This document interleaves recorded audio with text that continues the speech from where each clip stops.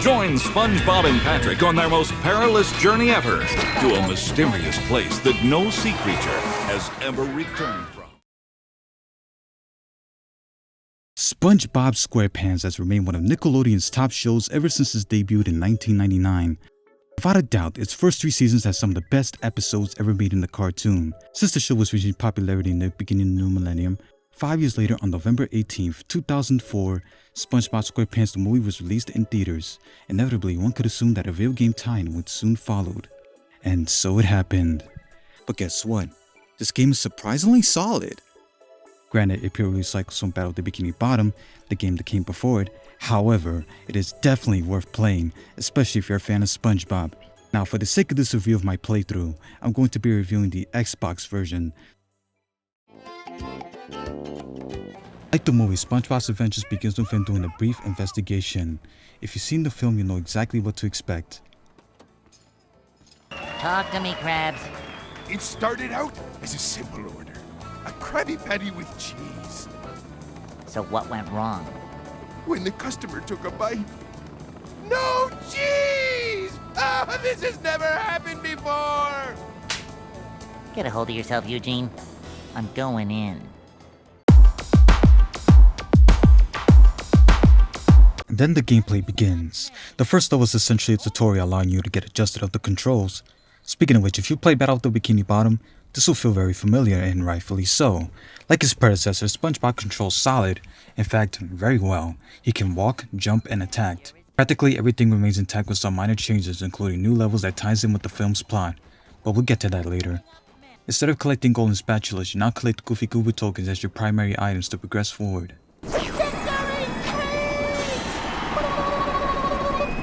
Okay, now that I cleared this mission, it's time to play as Patrick! Huh? Yes, you, Patrick. Who else could it be other than your confused face? Like SpongeBob, Patrick controls exactly like he did in his previous outing. The stage itself is more open and pleasing, giving it that candy-like aesthetics for good measure.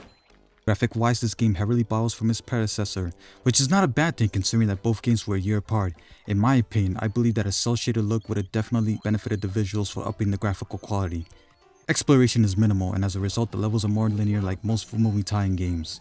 And since this is a 3D platformer in the veins of Super Mario 64, you often require to backtrack at certain points of a level indicated by Minnie's brief conversation with you, who is played by none other than Scarlett Johansson.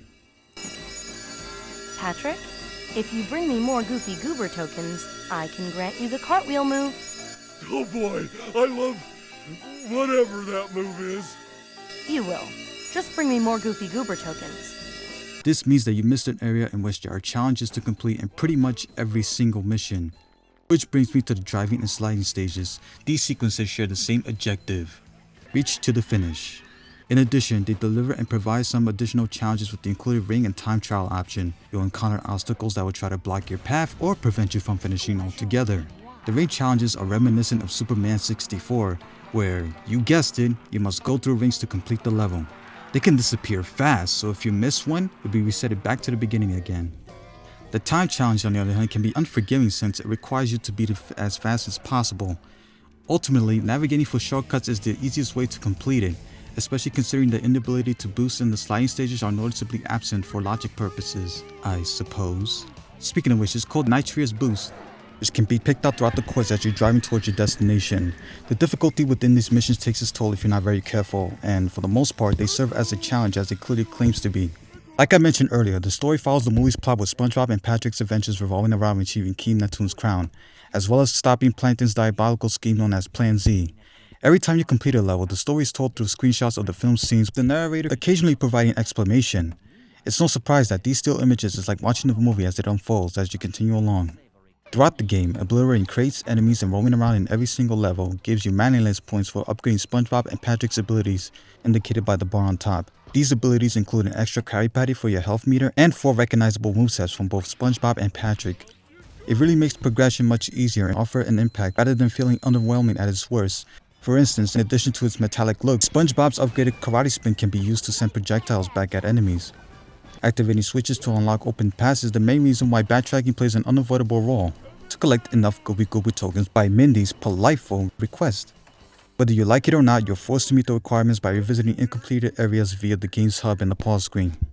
Regardless of its structure, one of my favorite mini-games is the SpongeBob Challenge. Not only does it remind me of Super Monkey Ball with its gameplay design, but it's also refreshing. SpongeBob is rolled up into a ball and you, the player, must traverse carefully by taking precautionary measures with precision and timing.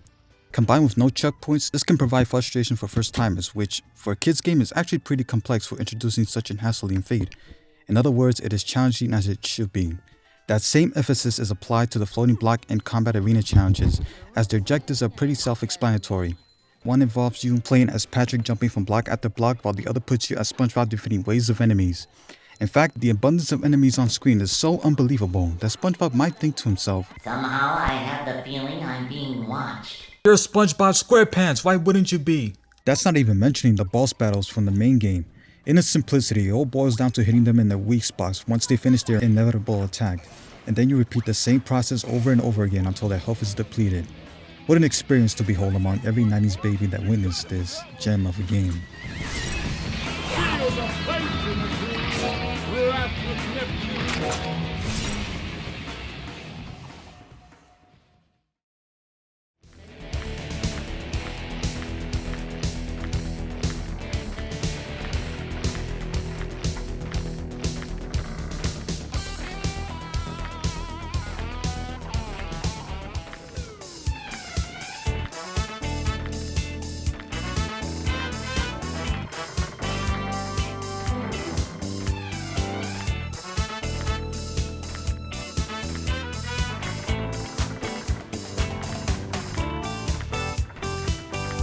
When SpongeBob SquarePants the movie was released in 2004, I remember vividly visiting Apple's website time after time to catch up on the latest movie trailers. Back then, the highest quality was 480p and YouTube was just months away from fruition. November 18th may seem like a long wait back then, but my 9-year-old self felt the patience was worth every single moment that I spent all those days occupying myself in the meantime. When I got the game, I never knew how fun it was until I started playing with curiosity. After completing all the 18 missions, the only thing that was left for extras was to collect all the 42 treasure chests for unlocking storyboards, concept arts, and alternative costumes. With that being said, the SpongeBob movie video game adaptation has the quality of being fundamentally great? Abso-freaking-lutely.